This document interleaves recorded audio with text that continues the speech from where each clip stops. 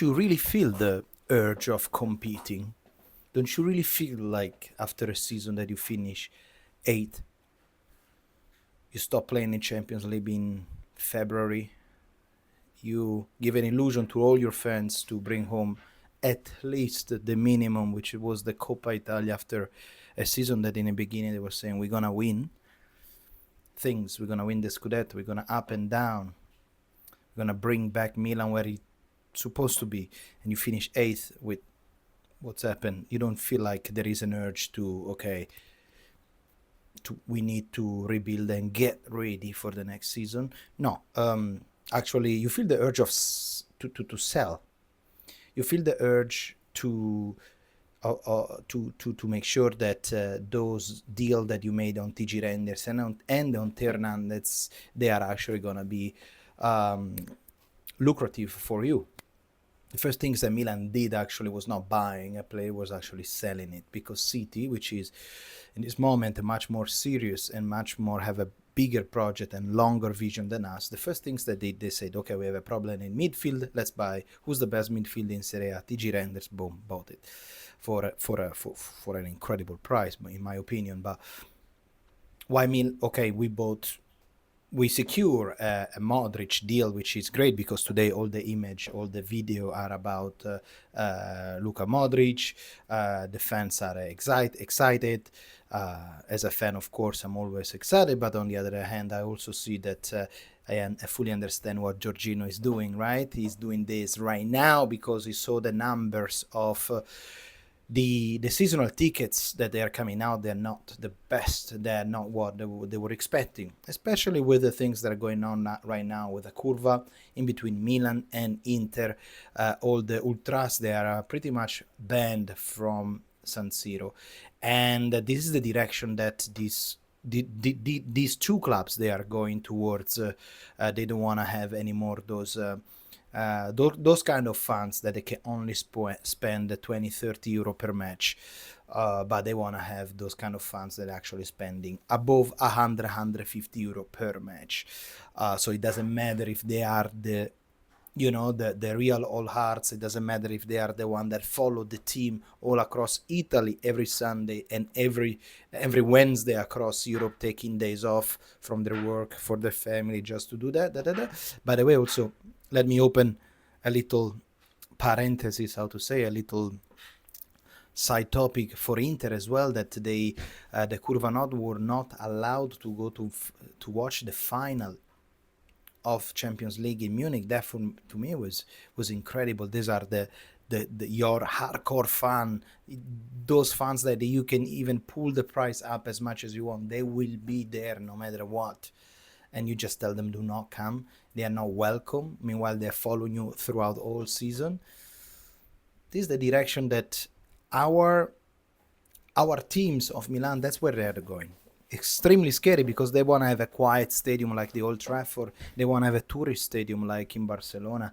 They want to have that kind of library that it's horrible. It's horrible. And again, guys, I'm not pro violence. I'm not pro ultras with criminal record. Of course, those one, they're not welcome in the stadium, but everyone else, I think it is. All right.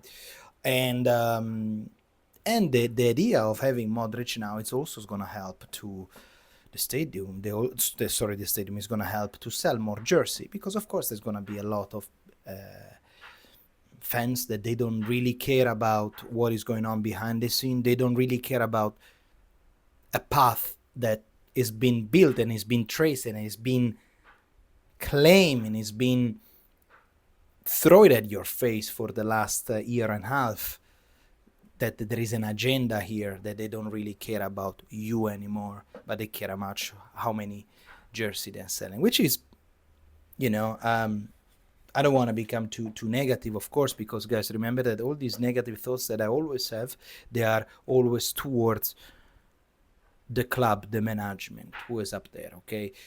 When we're talking about football, when we're talking about the 11 players that they go down in the field and they give their heart, of course I'm a fan. Of course I'm happy that Luka Modric is coming, because let me again do this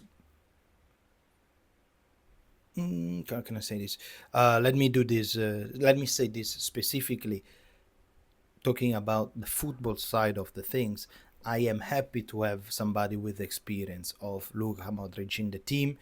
I'm sure that he can's gonna play a lot of match. A lot of people saying they're not gonna do much. In my opinion, he's gonna be playing a lot of match because for Allegri, he's gonna be the leader in the midfield, and he's somebody that is gonna scream at their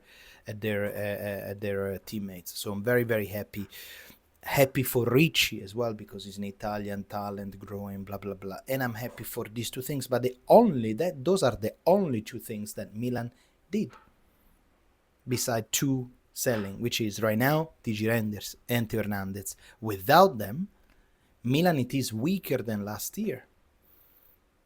I mean, if you follow Milan, you know that better than me. Milan right now, it is weaker than last year. So if you were 8th last year, and now you are weaker than last year, what's the plan here?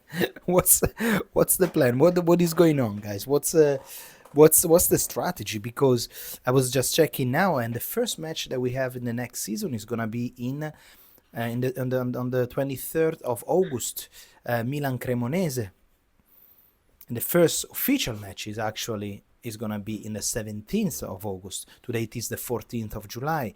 In a month, you start the season 2025-2026. You still don't have a left back. You don't have a right back. You don't have a second striker. You don't have a new central midfielder or a central defender.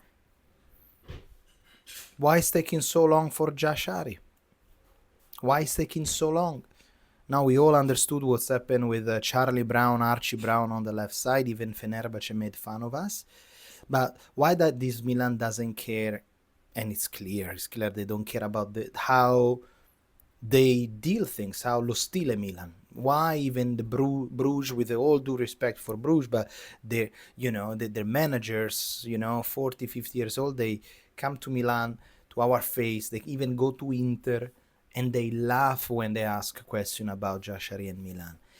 We sat down at the table just for courtesy. But where is the stile Milan? Where is the stile Milan that you can bargain a little bit, but then eventually you buy. You claim an objective, but eventually you buy. You just don't disappear.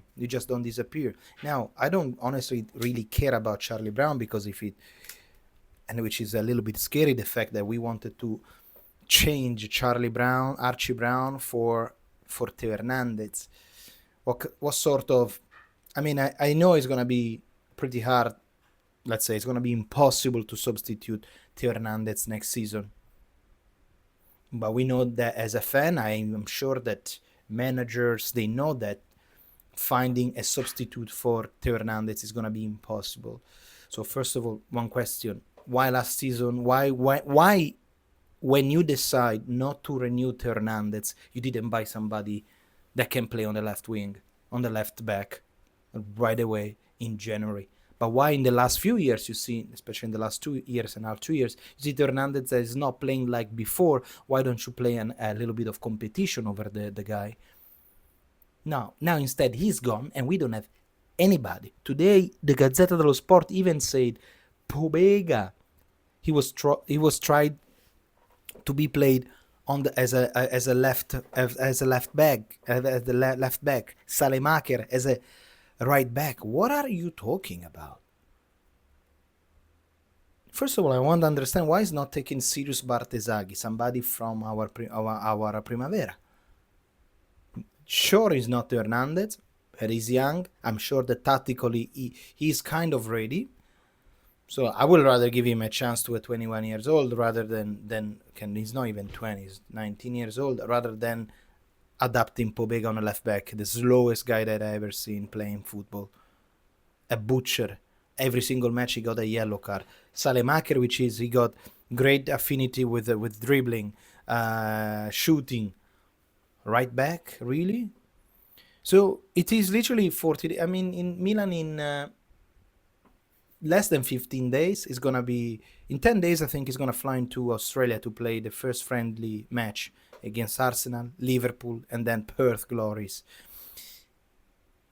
But if Milan was 8, and this Milan is not better than last year, and now we are missing one of the best left back in the world, one of the best midfielder in Serie A, the best midfielder in Serie A apparently, but one of the best in Europe.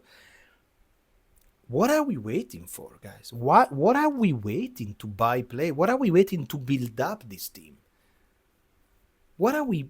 It's driving me crazy.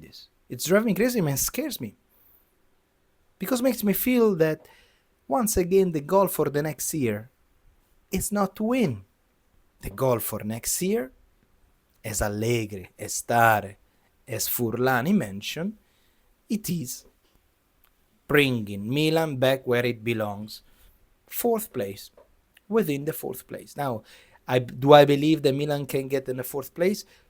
We will wait to the end of the Mercato. Right now, Milan, in what I see, with the lineup that right now we have, I don't think Milan deserves to be on the top 4 of Italy, because there are other teams that are much better. Atalanta, Napoli, Inter, and probably Roma, Juventus. We will see what Bologna is going to do, because they beat our ass. Lazio, I don't know, because they're having some troubles. But the Fiorentina with the new Pioli, what's going to be? Because it doesn't get me excited to have a Modric and Ricci. It does a little bit, the sports side inside Old Heart, but for the rest, where is the talents? Where is the... Okay, that season was a fuck up. Now we're gonna back to where we belong. There is none, because they don't care. As simple as that. Winning, no winning, they still putting your money in their pockets. Well, we'll see, guys. Hopefully this week we can close some of the new players. I think before going to Australia, we definitely need at least a left back and a right back. Definitely a left back, at least. So we'll be surprised if we don't get anybody, because midfielder and striker, they can come with time. Definitely they're waiting for a last minute deal. That's why I posted about Vlahovic a few days ago, because I believe that in the last few hours of the Mercato, Milan is gonna bring in him, because Vlahovic got a contract for Juventus ending in 2026. So, and he's not the project he's not, I don't know if officially, but he's not part of the project of Juventus. So he can decide to stay there another year and not playing, or find a new home, or maybe going to Saudi Arabia. Of course, we will see. But I think he wanna stay in Italy. We will see about that, also because Milan need a striker. That's gonna be interesting to see. Let me know what you think down in the comments. I read all the comments. Sempre Forza Milan. Ciao.